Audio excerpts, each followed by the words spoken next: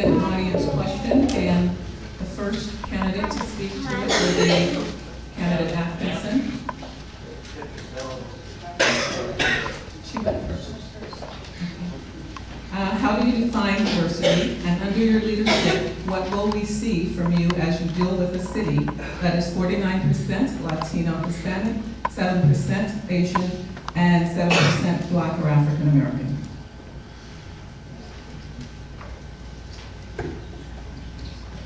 I would deal with diversity the way I deal with it every day when I go to work, and every day when I go to downtown Riverside, and every day of my life. When I come here, I see diversity. I'm not going to deal with it any different here than what I deal with it there. I think diversity in anything needs to be embraced. I think it's Riverside, the complexion of Riverside has changed over time. If you look at 30 seconds. But this is a tough question.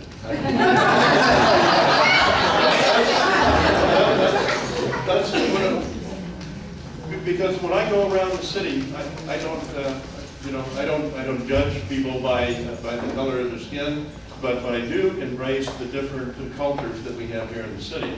Especially if you look at our Sister City program, for instance, I think that brings more to the city of Riverside than anyway, tough question. And I just read them.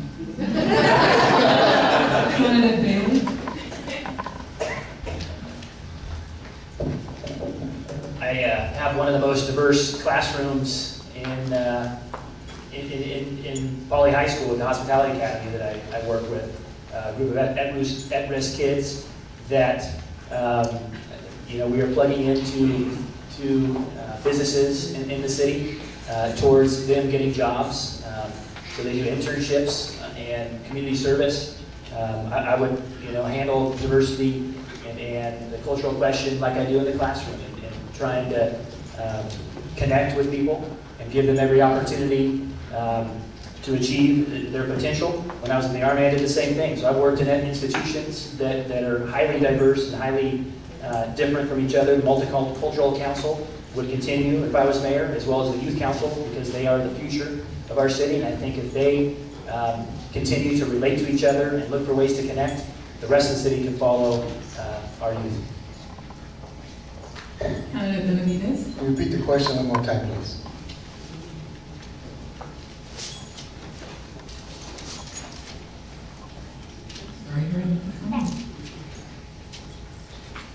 How will you deal with diversity in a city that is 49% Hispanic, Latino, 7% Asian, and 7% African American or Black? Here's a few responses to that question. About a year ago, ladies and gentlemen, I sat in the 7th Florida City Council, being interviewed by the City Council and Mayor. I was a candidate for the Charter Review Committee. And they asked me, Pete, what are your plans to be on council? My response was, I'm here to help you folks. Because the community stated that the city charter was not a mirror image of the citizens of Riverside. So that's one. There was no equal representation on charter. The other thing was, as an employer, blind support, we just received a letter from the federal government. My organization ranked #1 in the state for its outreach to the Latino community out of 20 organizations. Those are 2 examples. The other third is, look at my staff. We look like a rainbow in the sky. Candidate Chavez. Well, I belong to a lot of different organizations and groups, and what I do, I just love people. To respect people and interact with them, and if we all put the love, like if we put all the love we have for Riverside, how much power we would have to go out there and champion Riverside. It would be amazing, very much so. As to other groups, I think we can work together. That's what we need to do, is work together now, especially.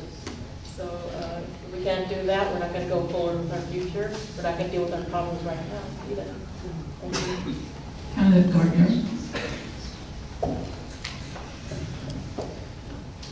I I place much more value on what a person is, who a person is, than what they are. I don't really care what they are in terms of ethnicity or gender or racial background. That's really irrelevant. That said, Riverside's workforce and the members of our boards and commissions should look more like our population does. And to accomplish that, I think we need to increase our recruitment and our mentoring efforts to reach those underserved populations that we are not getting adequately represented in the workforce and on our boards and commissions. Candidate Melendrez.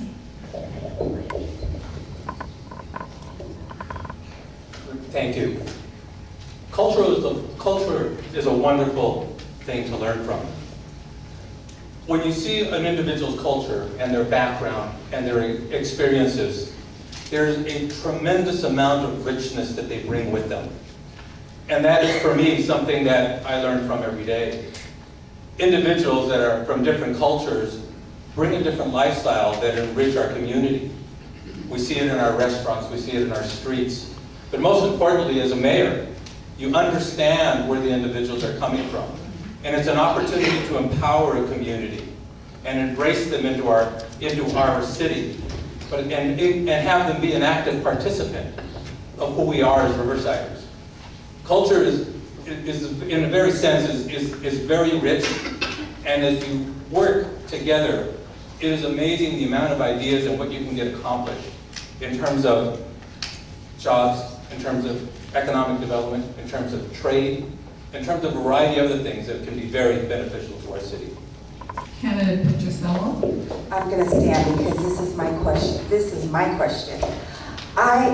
This is why I love Riverside, because I love the diversity of Riverside.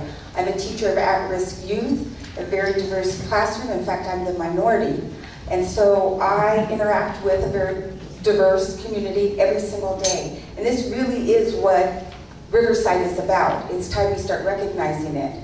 I would bring more people onto boards and commissions and include the community more. If you take a look at our boards and commissions, they aren't as diverse as they should be. Recently, we passed a Live Riverside resolution that 3 current city council members voted for, and it was to bring moderate to high income people into Riverside. So my question is, what are we going to do with the low income people, which is part of our diversity? Thank you.